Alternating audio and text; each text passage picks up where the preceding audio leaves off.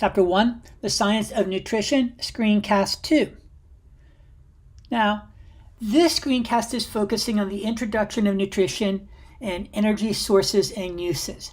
Now, we'll spend a lot more time going into energy overall, but one thing we have to remember here is it's the need for energy. We need energy to perform body functions, and quite often, energy is described as the capacity to do work.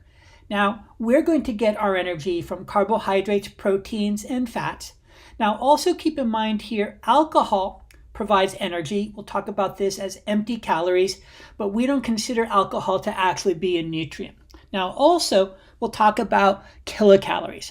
And once again, this can get a little complicated, but generally, we're going to be focusing on kilocalories. When you hear the term calories, we're really talking about kilocalories. Now, things that allow us, or energy we can do, muscular movement, nerve transmission, homeostasis of ions, remember active transport, and build new compounds. Those are all things that require energy.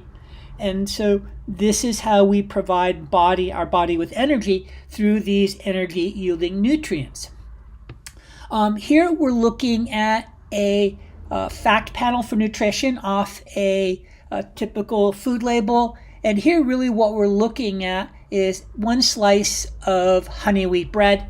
And notice what we have here are 80 calories. These are actual kilocalories. So capital C, capital K, that's what we are using. So you need to make sure that when we're talking about calories, you know what it is. We're talking about actually kilocalories, capital C or capital K. Okay? Now, a calorie is the amount of energy needed to raise the temperature of 1 gram of water 1 degree Celsius. Not a practical way of measuring energy. That's why we use the kilocalorie. And once again, as I've kind of noted already, whenever you read a food panel, this is what's actually being expressed as energy within that food serving. So the amount of heat energy needed to raise the temperature of 1,000 grams of water 1 degree Celsius. So this is a much more appropriate unit when we're talking about the amount of energy that is found in food that we are ingesting.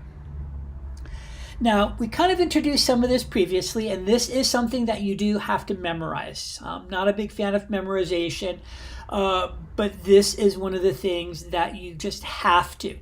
Now, these are not exact. If we were to actually measure the energy found in these food items using a bomb calorimeter or direct calorimetry, we wouldn't get exactly these values, but this is standard what's used in nutritional science. So carbohydrates yield 4 kcalories per gram, fats 9 kcals per gram, protein 4 kcals per gram, and alcohol 7 kcals per gram. So that is the energy yield of these particular energy yielding molecules.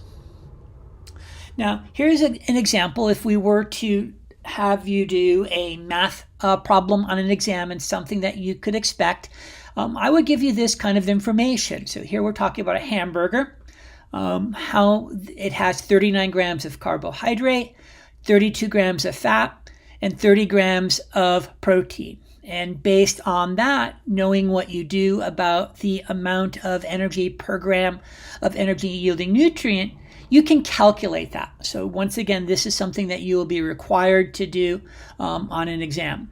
So that hamburger has 564 kcals once we do the appropriate breakdown.